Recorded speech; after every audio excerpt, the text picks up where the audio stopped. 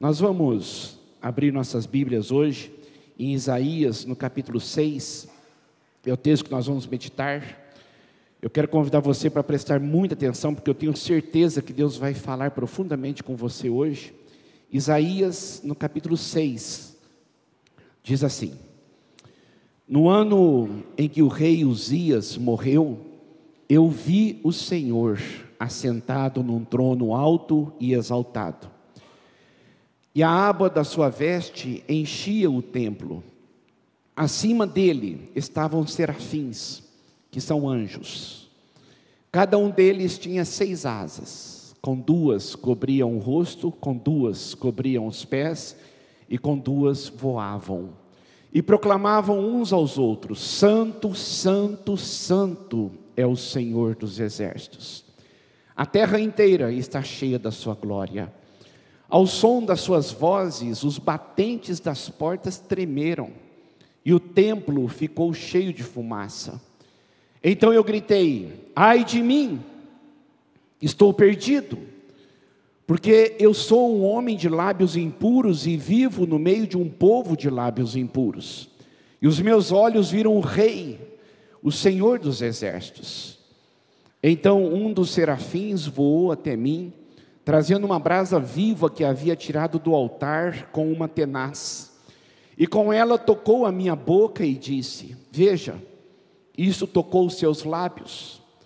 Por isso a sua culpa será removida, o seu pecado será perdoado. Então eu ouvi a voz do Senhor conclamando: quem enviarei? Quem irá por nós? E eu respondi: eis-me aqui, envia-me. Até aí, queridos. Você se considera uma pessoa motivada, animada? Você se considera uma pessoa motivada para viver? O que te motiva a viver? Qual que é a tua motivação principal? Pensa nessa pergunta. Às vezes nós vivemos praticamente, colocamos nossa vida num piloto automático. Às vezes é bom a gente fazer uma introspecção, pensar um pouco na nossa própria vida, na nossa própria existência. Você é uma pessoa que mergulha de cabeça nas coisas e nos relacionamentos? Você é uma pessoa que vai até o fim, custe o que custar? Você se considera uma pessoa que tem perseverança, que tem garra? Ou você se deixa desanimar facilmente pelos insucessos e pelos fracassos da vida? Você se deixa desanimar facilmente pelo que as pessoas fazem? Quem você é? Há uma estatística, e eu quero que você preste muita atenção, que somente 15% da população mundial são motivados. Somente 15%. Essa parte da população são pessoas motivadas, abertas a mudanças, querendo melhorar, querendo procurar patamares maiores, estão firmes, estão resolutos, sabendo o que querem, e 85% estão acomodadas. 85% na superficialidade, desmotivadas e desanimadas, sem nenhuma motivação para viver. A pergunta é: que parte você está? Da parte que está sempre motivado, querendo mudanças, querendo melhorar, ou na parte que se acomodou? É uma boa pergunta. Uma coisa que nós precisamos entender, que muitas vezes, queridos, a desmotivação atinge praticamente todas as áreas de nossas vidas, coloca-nos limites. Uma das coisas piores que pode existir no ser humano é quando ele perde o ânimo para viver, quando ele perde a motivação. Não tem nada pior do que uma pessoa desmotivada com a família, desmotivada profissionalmente, desmotivada intelectualmente, desmotivada em relação ao seu psique, ao seu psicológico, à igreja, desmotivada em relação aos relacionamentos. Não tem nada pior do que uma pessoa sem ânimo. Por quê? Porque há uma coisa na vida que é intensa, e a melhor forma de se viver é quando nós nos vivemos de forma intensa, olhar para as limitações como desafios. fazer a vida valer a pena, não desistir. O ânimo é o agente ativador do ser.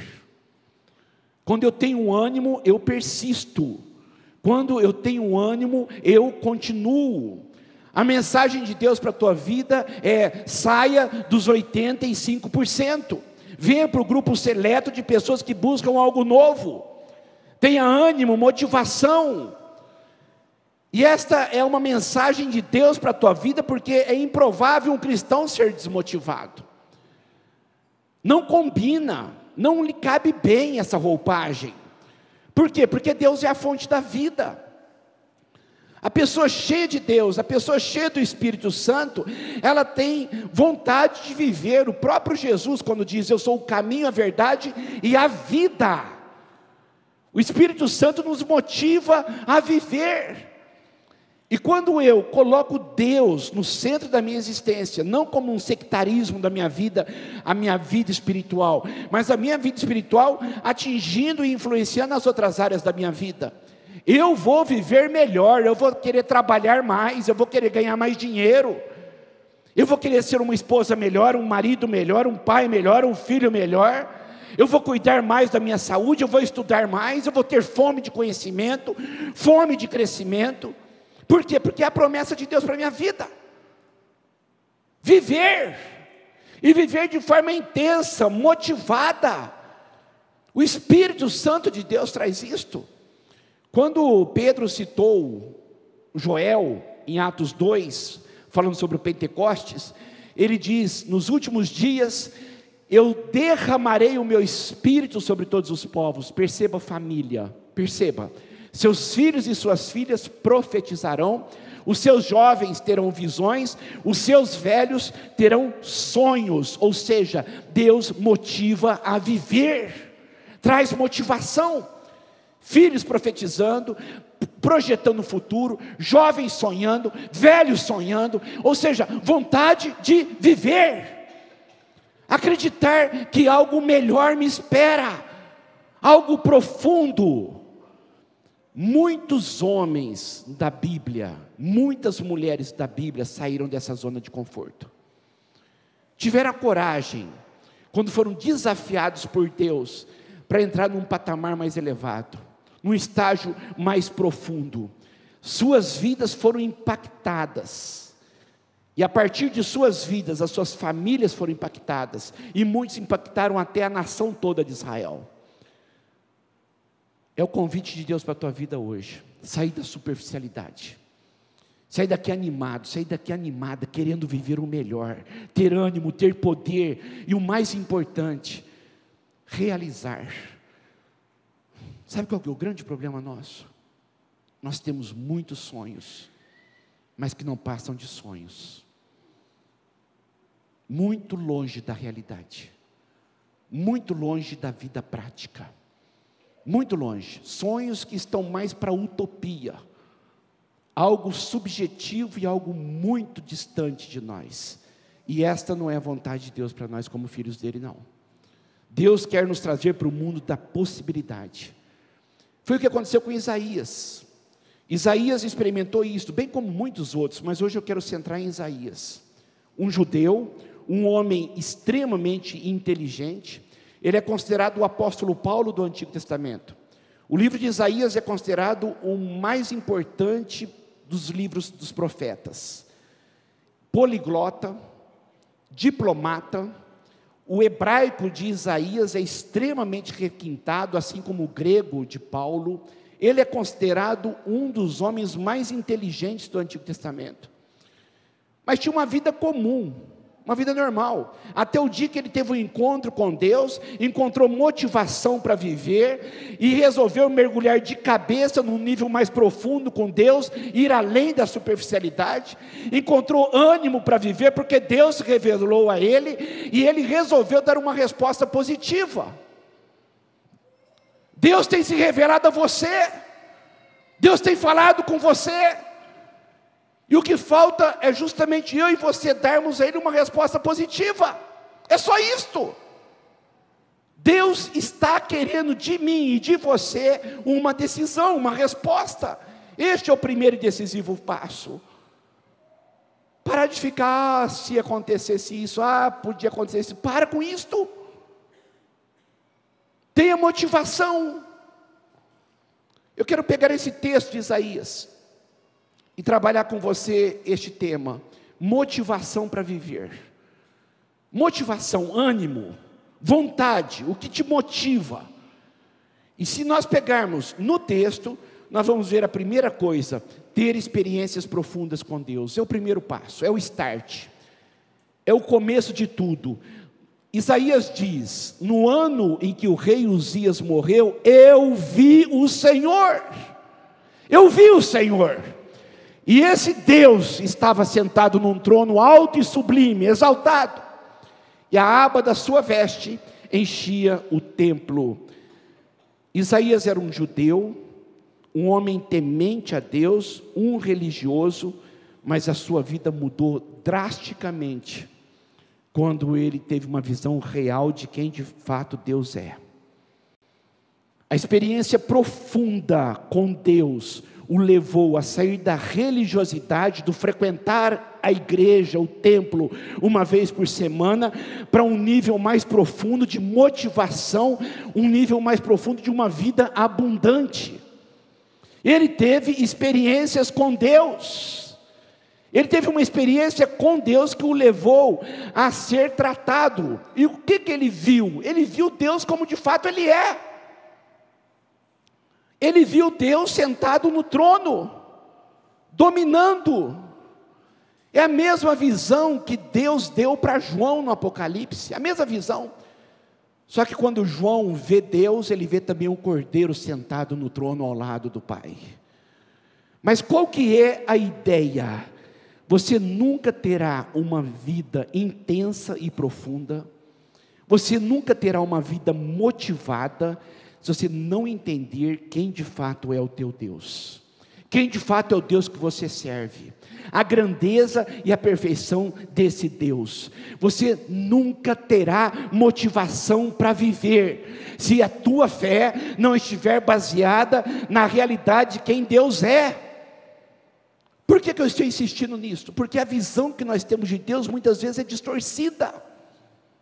A imagem que você tem de Deus, do Deus que você serve, do Deus que eu sirvo, muitas vezes essa visão é distorcida pelas pessoas, pelos religiosos, pelas igrejas, pelos pastores.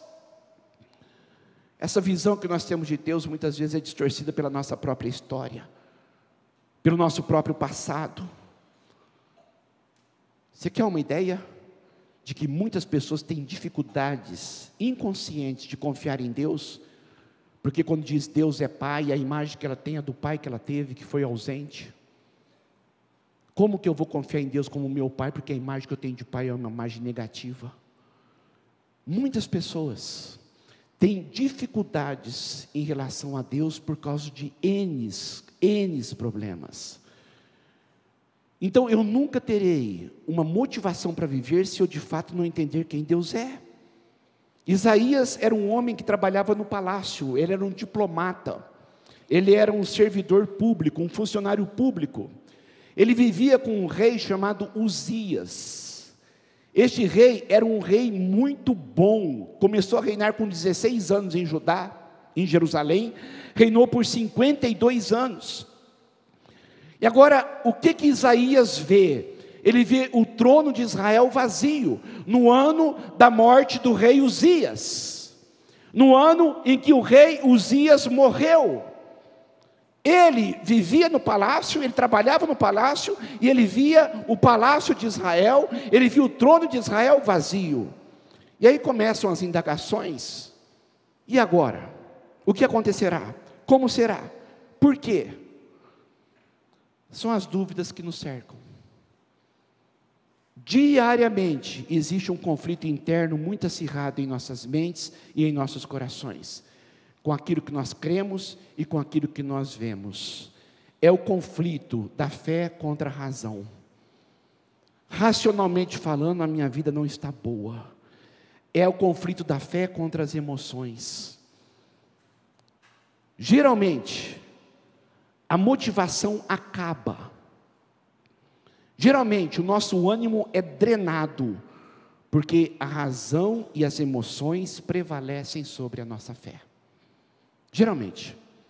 Porque a visão que nós temos não é a visão espiritual de um Deus que está sentado no trono reinando, mas é a visão do trono vazio, da minha vida que parece que está sem sentido, da minha vida que parece que está à deriva, que a coisa não acontece, que nada acontece, que eu oro e parece que o céu é de bronze, a coisa não acontece. E tudo mudou quando Deus vem e se revela a ele. E como Deus o motiva? Como Deus se revela a ele? Justamente sentado num trono. Querendo dizer o seguinte para Isaías: o trono de Israel pode estar vazio, Uzias morreu, mas eu estou vivo. Eu vi o Senhor assentado num trono, e não era um trono qualquer, alto, exaltado e sublime. A visão que Deus quer que eu tenha dele é de que ele está sentado no trono do universo, está no controle da minha vida, no controle da minha existência. Mesmo que quando as emoções digam não, mesmo quando a razão diga não, eu preciso crer que Deus tem o governo, que Ele é o soberano. É isso que vai te motivar. É isso que vai fazer com que você a cada dia levante querendo viver. É isso que vai te fazer cada dia uma nova experiência de fé, vendo as possibilidades, porque há um Deus no controle da minha vida. E a fé encontra ânimo para lutar, mesmo quando tudo diz não. Porque eu sei que esse Deus é o santo, santo, santo, totalmente perfeito. Mesmo quando eu não entendo, mesmo quando as minhas emoções digam não, mesmo que eu faça bobeira, cometa equívocos, mesmo que eu cometa falhas, quem Deus é para você? Qual é a visão que você tem de Deus? Quais são as experiências que você tem de Deus? Isaías frequentava uma igreja, tinha uma religião, mas a vida dele drasticamente foi mudada e transformada quando ele de fato viu como Deus é, sentado num alto e sublime trono. Acima dele estavam serafins, anjos, com 6 asas cada, com 2 cobriam o rosto, reverência, com 2 cobriam os pés, humildade, e com 2 voavam, e proclamavam uns aos outros: Deus é o santo, santo, santo, é o totalmente perfeito, a terra inteira está cheia da sua glória, e ao som das suas vozes, os batentes das portas tremeram, o templo ficou cheio de fumaça. O que Isaías viu? O hebraico, ele não tem um superlativo, não existe santíssimo. Então, quando algo é excessivo, extremo, superlativo, repete-se 3 vezes. Ao invés de falar o Santíssimo, repete-se: é o Santo, Santo, Santo. Ou seja, o totalmente perfeito, totalmente puro, totalmente separado, o Criador dos céus e da terra, a causa de tudo, o início, o fim, a razão, a causa da vida, o sábio, o todo-poderoso. Qual que é a visão que eu tenho de Deus? O onipotente, que pode tudo, o onipresente, que está em todos os lugares ao mesmo tempo, o perfeito. Eu e você temos muita dificuldade para entender Deus, porque Deus sobrepuja e transcende toda a compreensão humana. Eu e você estamos ligados e confinados, limitados ao tempo, passado, presente e futuro. Deus não, Deus é um eterno presente. Para Deus não tem passado, presente nem futuro. Nós estamos limitados ao espaço, Deus não, Ele é onipresente, está em todos os lugares ao mesmo tempo, ou seja, Ele é muito maior do que nós podemos alcançar e explicar. Se você conseguisse entender Deus, Ele seria pequeno demais. O Deus que nós amamos, o Deus que se revela na palavra de Deus, é o Deus perfeito, é o Deus que é a causa de tudo e transcende a nossa compreensão. É o Deus que é o soberano, que faz o que quer, quando quer e do jeito que quer. Então é isso que vai me motivar a viver. Saber que este Deus está sentado no trono da minha vida. Eu e você precisamos de um milagre, precisamos entender quem de fato Deus é. Sabe para quê? Para parar de reclamar tanto. Se eu acredito que Deus de fato é perfeito, por que eu reclamo tanto das coisas que acontecem comigo? Por que eu murmuro tanto?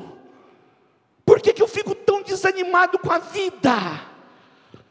Por quê? Eu preciso entender. Sabemos que Deus age, porque Ele está sentado no trono, em todas as coisas, para o bem daqueles que o amam. Eu o amo, você o ama, nós estamos aqui na casa dEle. Daqueles que foram chamados de acordo com o seu propósito, guarda essa palavra. E qual que é o propósito? Aqueles que de antemão conheceu, também predestinou, propósito, para serem conformes à imagem do seu Filho, a fim de que Jesus seja o primogênito entre muitos irmãos. Ou seja, Deus é perfeito, e Ele age em todas as coisas, porque Ele está sentado no trono, para o meu bem, mesmo quando eu não entendo. Deus está muito mais interessado no teu crescimento do que no teu conforto. É por isso que algumas coisas não são tão boas, mas no final vão convergir para o teu bem. Eu tenho que acreditar nisto. É isso que vai me motivar, é isso que vai me animar. Deus, eu não entendo porque o Senhor me trouxe para esse caminho.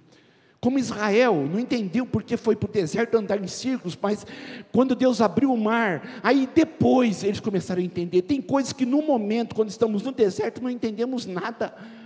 Mas a nossa vida é um conflito constante da fé contra a razão, da fé contra as emoções, e aí onde a fé prevalece, para eu me motivar, para eu me animar, para eu encontrar uma força dentro de mim que vem de Deus, para dizer: eu estou no trono da existência, eu estou dirigindo a tua vida, eu sei o que eu faço, confia em mim, confia em mim, eu estou trabalhando em você.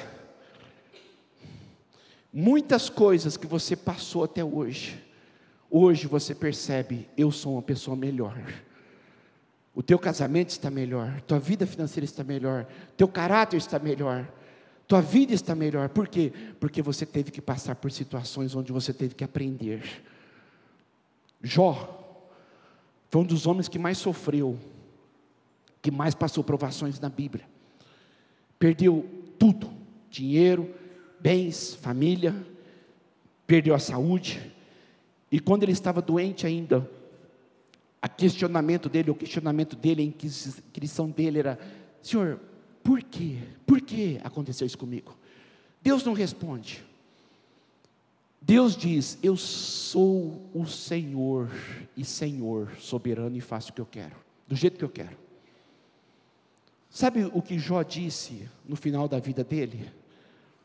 Ou no final desse tempo de provação? Eu sei que podes fazer todas as coisas, e eu sei que nenhum dos teus planos pode ser frustrado.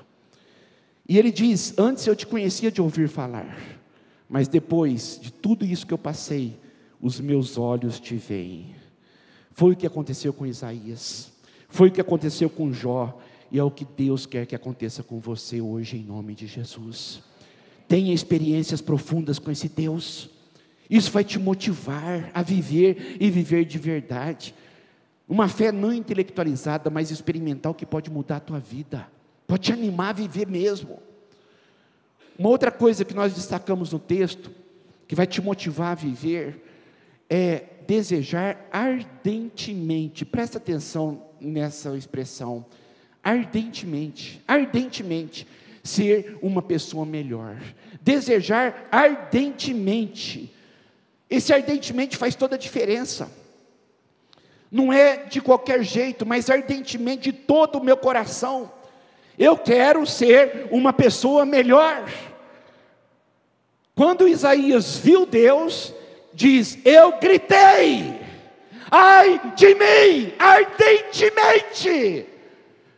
Não foi algo morno, não foi algo estático, estático, não foi algo parado, não foi algo frio. Ardentemente eu gritei: ai de mim, eu estou perdido. Eu estou perdido. Eu sou um homem de lábios impuros, e eu vivo no meio de um povo de lábios impuros, e os meus olhos viram o Rei, o Senhor dos exércitos. Foi tão intenso aquilo que ele viu, que quando ele viu Deus, ele prestou atenção em quem de fato ele era. Lutero fala uma coisa fantástica: você quer conhecer você mesmo, conheça Deus, porque quando você conhecer Deus, você vai conhecer você. E uma coisa que Isaías percebeu, a realidade de quem Deus é, na sua perfeição e na sua santidade, do seu poder, ele começou a trazer luz para si e viu o seu próprio estado. E ele se motivou a quê? A querer ser uma pessoa melhor. Eu preciso ter uma visão real de quem eu realmente sou. Eu preciso ter uma visão real de como eu realmente estou. Muitas pessoas não têm motivação e nem ânimo, porque se acomodam nos seus defeitos. Simplesmente se acomodam ou não reconhecem as suas dificuldades. Mas depois que Isaías viu Deus, ele olhou para si e teve temor. Sabe o que teve? Senso de falta. A visão real do verdadeiro estado fez com que ele gritasse: ai de mim, nada apático, nada morno, é a minha vida. Mensagem de Deus para você hoje: conserte o que tem que ser consertado, arrume o que tem que ser arrumado, para de procrastinar, para de ficar levando, para de ficar empurrando, arrume a sua vida. E qual foi a visão de Isaías? Eu sou um homem de lábios impuros, eu vivo no meio de um povo de lábios impuros. Eu acho muito profundo isso, porque primeiro ele reconheceu o pecado dele, o erro dele, e depois do povo. Eu sou responsável pela minha vida, só eu, ninguém mais. Eu não tenho que jogar a culpa de nada do que acontece comigo em ninguém, porque eu sou responsável pela minha vida. Foi o que Isaías fez. Ao invés de ele falar: todo mundo faz, eu também faço. Não, eu faço. Os outros fazem também, mas primeiro ele reconheceu o seu próprio erro. E o que ele destacou? Minhas palavras. Eu sou um homem de lábios impuros. O que poderia ser? Falar mal dos outros? O que poderia ser? O que veio à mente de Isaías? Quando ele percebeu aquilo que ele estava em falta. Reclamar demais, reclamar da vida, lamuriar, praguejar, blasfemar, falar palavrões. O que veio na mente de Isaías? Criticar demais os outros? Achar-se melhor e achar que todo mundo está aquém e sempre querer impor a sua vontade, falando para o outro o que o outro tem que fazer, mas com a mensagem: eu não aceito aquilo que você é e nem aquilo que você faz. São palavras. Quais eram as dificuldades de Isaías? O que poderia ser? Você não tem ideia de como as tuas palavras te desmotivam. Você e eu, literalmente, nós nos auto-sabotamos. Nós queremos encontrar motivação para viver, mas nós mesmos amaldiçoamos a nós mesmos. Praguejamos, reclamamos, nos auto-sabotamos. As palavras que saem de nossas bocas são sementes lançadas que vão germinar, e nós mesmos vamos comer os frutos dessas sementes. Há poder em suas palavras. Isso é Bíblia. A língua tem poder sobre a vida e sobre a morte. E os que gostam de usá-la vão comer do fruto, ou para a vida ou para a morte. Como você quer ficar animado num dia onde você diz: eu não aguento mais a minha vida, eu não aguento mais a demora, eu estou no meu limite? Como você quer sentir-se animado, colocando diariamente dúvidas na provisão de Deus sobre você? dúvidas sobre o amor de Deus por você? Como você quer sentir-se animado com o teu trabalho, que você só reclama dele, da sua família, só reclama dela? Você profetiza maldição o tempo todo sobre você mesmo. Você profetiza maldição o tempo todo sobre as pessoas que você mais ama. São as pessoas que estão dentro da sua casa, sempre reclamando. No teu interior há uma disposição mental, eu quero ajudá-la a ser uma pessoa melhor, mas não é o que está acontecendo, porque as palavras que eu tenho dito têm dia a dia definhado o ânimo, tanto meu como do outro. É uma lei espiritual. Eu preciso entender isto, que eu tenho que profetizar aquilo que eu quero que aconteça. Eu tenho que proferir palavras que vão me motivar. Deus, obrigado pela saúde. Aonde eu falo da reclamação, é uma autossabotagem, e a gratidão nos anima. Dizer para o teu filho, você é desobediente o tempo todo, não vai ajudá-lo a melhorar, porque você tem autoridade sobre a vida dele e dela. Discipline aquilo que ele faz, aquilo que ela faz, mas não amaldiçoe com palavras. É por isso que você está tão desanimado com a tua família. É por isso que você está tão desanimado com a tua vida. Ai de mim! Ai de mim, eu estou fazendo tudo errado. Caiu a ficha para Isaías. Ele percebeu isto. Ele reconheceu isto. Eu sou um homem de lábios impuros. Mas uma coisa que eu percebo também, eu vivo no meio de um povo de impuros lábios. Eu vivo no meio de um povo que reclama demais. Todos fazem, mas eu não vou fazer porque todos fazem. Eu vou mudar, porque eu não quero fazer parte dos 85%, eu quero fazer parte do seleto grupo dos 15%, que querem ser motivados, e ficarem motivados, e quererem de fato mudanças. Então, quando eu assumo as minhas dificuldades, é o primeiro passo para a cura, para a restauração. É o primeiro passo. Quando eu assumo as minhas dificuldades. Por quê? Porque eu assumo, eu sou responsável pela minha vida, não os outros. Eu sou responsável por aquilo que eu faço. Eu decido escolher o caminho que eu tenho para a minha vida. Existe uma coisa, eu quero que você preste muita atenção nisto, uma diferença entre culpa e responsabilidade. Qual que é a diferença entre culpa e responsabilidade? A culpa é de fulano que quebrou. Não importa que seja a culpa, porque agora a responsabilidade é minha, de consertar aquilo que foi quebrado. Não foi culpa sua ter um pai abusador ou alcoólatra, mas é responsabilidade sua consertar aquilo que ele fez de ruim com você. Culpa e responsabilidade. Não foi culpa sua ter sido traída ou traído pelo seu cônjuge.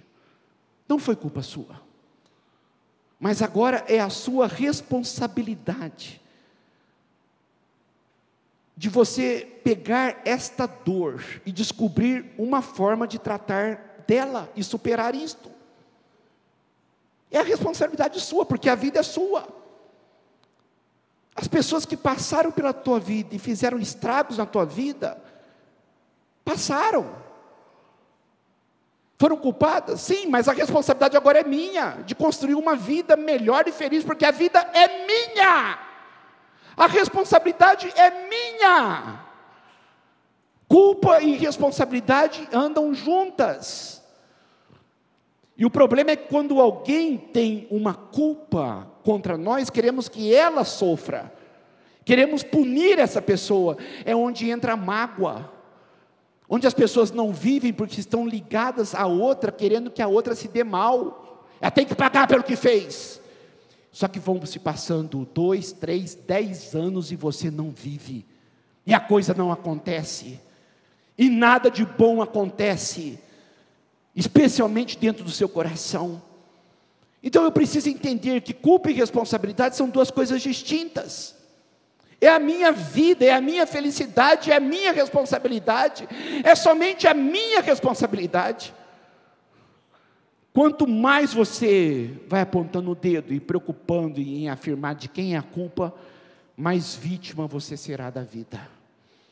E automaticamente mais desanimado você será, mais desmotivado você será, mais desmotivada você será. Porque a pior coisa que existe é quando alguém se sente vítima da vida. Você quer saber se você tem se sentido vítima da vida? Comece a olhar mais você no espelho. E você vai perceber a cara de dó que você faz. E o problema é que muitas vezes parece que nós gostamos desse estado. De que as pessoas olhem para nós e tenham dó de nós. Por quê? Porque é o que eu passo para muitos. Eu sou vítima da vida. É o que eu preciso entender, eu não posso viver dessa forma. Isso não está me ajudando em nada, isso não vai trazer nenhuma motivação, isso não vai trazer nenhum ânimo. Eu preciso assumir a minha responsabilidade e a minha vida. Eu vejo o Senhor, e quando eu vejo o Senhor, eu me vejo, e como que eu me vejo? Ai de mim! Ai de mim! Quando eu reconheço o ai de mim, o que acontece? O serafim voou até mim, trazendo uma brasa viva, com ela tocou a minha boca, não era o problema de falar demais, reclamar demais, praguejar demais, não era o pecado de Isaías, não é o teu erro, não é o meu erro, veja, isso tocou os seus lábios, a sua culpa foi removida, o seu pecado foi perdoado, ou seja, quando eu me arrependo e deixo, existe uma coisa chamada perdão, graça, vida, ânimo, motivação. Mas eu preciso reconhecer, não terceirizar, mas reconhecer, eu estou errado, os outros estão também, mas eu não vou pelos outros, eu vou por mim, porque a responsabilidade da minha vida é minha. Isso vai te motivar, porque eu posso ser diferente, quando eu sei quem Deus é, e eu sei que Ele me ama, e quando eu reconheço os meus erros, eu posso mudar, eu posso ser uma pessoa melhor, eu posso ser uma pessoa mais animada, mais amorosa, mais otimista, eu posso ser uma pessoa mais pacífica, eu posso ser uma pessoa muito melhor do que eu tenho sido, quando eu reconheço meus erros e peço perdão e me aposto do perdão. Saia daqui hoje decidido a se perdoar e pedir perdão e começar uma nova história. Isaías foi motivado porque ele viu Deus e desejou ardentemente, teve uma experiência de perdão, mas também ele começou a assumir o propósito de Deus para a sua vida. Eu quero que você preste muita atenção nisso.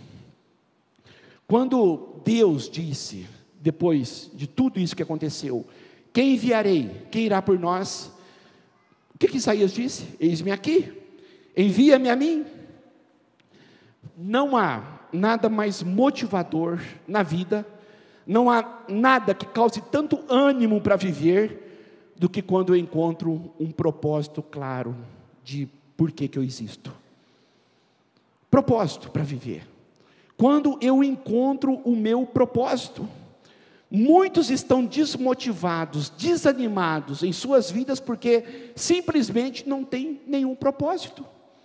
Acordam de manhã, correm um dia inteiro, dormem tarde, no outro dia a mesma coisa, sem nenhuma perspectiva e sem nenhum propósito. Por que eu existo? Será que eu nasci para sofrer? Será que eu nasci para trabalhar tanto e não ver o fruto do meu trabalho? Muitos estão desmotivados. Muitos estão extremamente desanimados, porque não tem propósito. E quando pergunta, qual que é o teu propósito? A maioria vai responder, eu quero ser feliz. Esse é o teu propósito?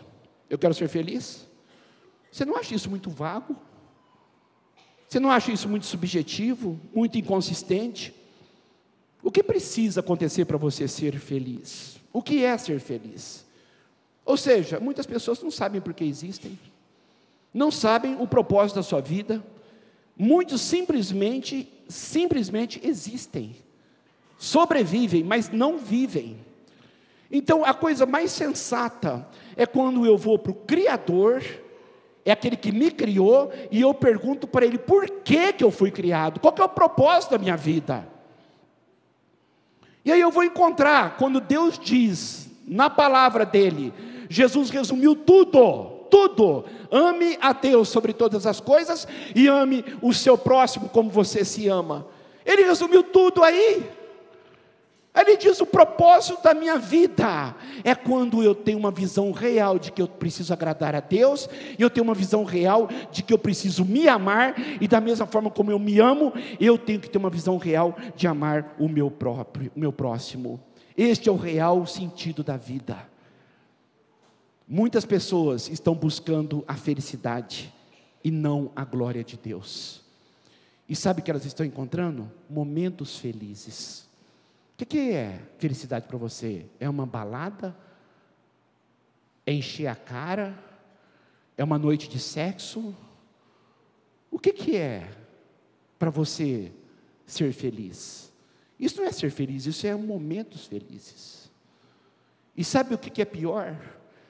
Quando nós precisamos sempre de momentos felizes para descobrirmos que queremos ser felizes, mas esses momentos são cada dia mais escassos. E cada vez mais escassos. Quando eu vou para Deus e coloco Deus no seu devido lugar, eu paro desesperadamente de correr atrás de momentos felizes e alcanço a verdadeira felicidade. Eu quero que você preste atenção numa coisa. Os momentos felizes que muitos estão buscando, sempre falta algo. Sempre queremos mais dinheiro, mais amor, mais prazer, mais conforto, mais momentos. Sempre faz falta algo. E a pior coisa do mundo é quando eu não estou satisfeito com o que eu tenho. E aí vem Deus e diz, você quer ter um propósito? Você quer sentir-se motivado? Você quer sentir-se realizado? Eu vou te dar o motivo para você viver, o amor. Eu sou a fonte do amor. Eu vou encontrar e vou dar a você a razão de você existir, o amor. Ame a Deus e ame ao teu próximo. Eu vou dizer uma coisa para você. Ame mais os teus filhos. Ame mais os teus pais. Ame mais a tua família. Passe mais tempo com essas pessoas. Ame mais a tua esposa, ame mais o teu marido. A família foi idealizada por Deus, e o propósito de Deus para mim é que eu tenha um relacionamento saudável com Ele. Isso é muito mais do que frequentar uma igreja no final de semana. É um relacionamento saudável, que vai querer fazer-me uma pessoa melhor. Ai de mim, eu preciso mudar, e essa mudança automaticamente vai afetar os meus relacionamentos. E sabe por que Deus deseja isto? Porque relacionamentos são eternos. Pessoas você vai levar para a eternidade. Invista nos teus filhos para que eles vão para o céu com você. Ore mais pela tua família, ame mais as pessoas. Carreira acaba, dinheiro acaba, mas pessoas são eternas. E eu vou dizer uma coisa para você. Se eu perguntar para você qual que foi o melhor momento da sua vida, ou citar 2 ou 3 melhores momentos da sua vida, eu tenho certeza que os momentos que você vai citar são momentos relacionados a alguém da tua casa. Ou foi o nascimento de um filho, de uma filha, ou foi o dia do casamento, ou foi alguma coisa assim, relacionada a alguém. Por quê? Porque esse é o desejo do coração do ser humano, ser amado e amar.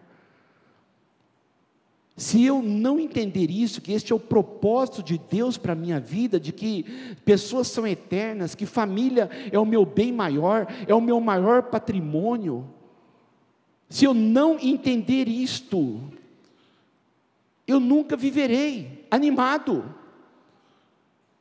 É onde eu posso estar com as dificuldades financeiras que for, se a minha casa estiver bem, eu sou um leão para viver e vencer. Se a minha família estiver bem, O problema nosso é que a matemática que nós usamos é a matemática do mundo, e não a matemática do céu. Mas somos filhos de Deus, e Deus revela para nós a matemática do céu. Quanto mais amor, mais alegria e mais paz eu estiver disposto a dar, mais amor, mais alegria e mais paz eu terei para mim. É a matemática do céu. Só que a matemática da terra é egoísta, é me ver além do meu umbigo, só a mim mesmo. Vem a mim, tudo em torno de mim. E o que acontece? Somos pessoas escassas, pessoas secas. Nós não temos amor, não temos alegria e não temos paz. Então, para eu colher algo diferente, eu tenho que começar a plantar algo diferente, mudar a tática. Dizer para Deus: Deus, eu preciso te amar mais. Eu preciso amar mais as pessoas. Eu preciso trazer mais alegria na minha casa. Você quer perceber como você vai ter mais alegria? Semeie mais alegria. Ria mais, sorria mais. Você vai perceber que as pessoas vão sorrir, porque você está sorrindo. Você vai perceber que quanto mais paz você estiver disposto a dar, menos briga vai ter na tua casa, menos gritaria vai ter. Quanto mais ânimo você estiver disposto a injetar na tua família, na tua vida, no teu local de trabalho, mais você vai ter. É a ordem natural, é a lei da semeadura. Aquilo que eu semeio eu vou colher. Mas qual que é o problema nosso? Quero receber. Qual que é o problema nosso? Ele tem que mudar, ele é isto, ela é assim, ele é assim. A vida tem que mudar, eu sou vítima da vida. Para com isto, para com isto. Acorda, acorda. Existe um propósito pelo qual você existe. Existe uma razão pela qual você existe. E essa razão é amar a Deus sobre todas as coisas. Quando você amar a Deus sobre todas as coisas, você vai ser uma pessoa melhor. E você sendo uma pessoa melhor, você vai ter para dar. E quanto mais você der, mais você vai receber. É isso que Isaías disse: eis-me aqui. Eis-me aqui. Deus Todo-Poderoso, eu quero mudar. Eu preciso mudar. Sabe o que vai te motivar a viver? Olha aqui para mim, presta atenção no que eu estou dizendo aqui. Sabe o que vai te motivar a viver? Ser mais útil na vida das pessoas. Porque quem trabalha não tem tempo para ficar desanimado. Você precisa ser mais útil na vida das outras pessoas. Você precisa se envolver mais na obra de Deus. Você precisa lutar mais por sua família e pelos teus relacionamentos. Você precisa amar mais as pessoas. É o que você precisa fazer. É o que vai acontecer em nós. Por quê? Porque Deus é amor. O amor é altruísta, não é egoísta. O amor de Deus, Deus amou o mundo que deu o seu Filho. O amor, Ele dá. 85% da população mundial vive em prol de si mesma. 85% da população mundial são as pessoas que respondem para Deus desta forma. Certo dia, Jesus respondeu: havia um certo homem preparando um grande banquete, o reino de Deus, vida espiritual, e convidou muitas pessoas. Na hora de começar, enviou o seu servo, pastor, enviou um pastor, como Deus me envia hoje para a tua vida, aqui, enviou um pastor, para dizer aos que haviam sido convidados: venham, está tudo pronto. Mas, eles começaram a pôr um a um desculpas. Primeiro: acabei de comprar uma propriedade, estou trabalhando demais, não tenho tempo para a igreja, desculpe-me, eu não vou. O outro disse: acabei de comprar 5 juntas de boi, estou indo experimentá-las, por favor me desculpe. O outro: eu acabei de me casar, eu não tenho tempo. Não é mais ou menos isso que acontece? Temos dons, temos talentos, temos saúde, temos conhecimento, mas não temos tempo. Porque eu tenho família, porque eu chego cansado do trabalho, porque eu não tenho tempo, eu não tenho jeito, eu não consigo. E você continua desanimado. Com o controle remoto, zapeando canal por canal, noite após noite, ou indo para a internet, sem saber o que fazer, desmotivado, desmotivada, sem nenhum ânimo para nada, porque simplesmente a tua vida não tem nenhum propósito. Eu preciso entender que Deus me chamou para amar, e quando eu amo, eu arrumo tempo. Quando você ama alguém, você tem tempo para aquela pessoa, e se eu amo Deus, eu vou ter que ter tempo, se eu amo as pessoas, eu vou ter que ter tempo. Você tem saúde, você tem inteligência, você tem dons, você tem sido abençoado por Deus. Você já parou para pensar qual é o propósito de Deus nisso tudo?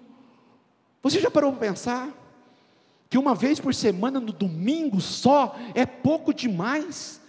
Que eu poderia muito bem me envolver com um grupo pequeno, quem sabe daqui a 1 ano, 2, liderar um grupo pequeno, ser instrumento de Deus, para usar meus dons e talentos, e dizer dia a dia: eis-me aqui, dia a dia, eis-me aqui.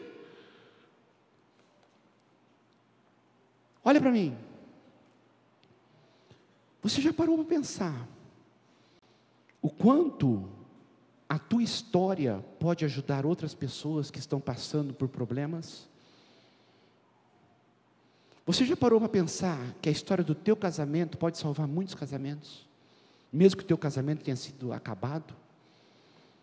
Você pode pensar que o conhecimento que você tem de Deus pode ajudar muitos pais a serem pais melhores e filhos melhores? Você já parou para pensar que existe um propósito pelo qual eu estou aqui?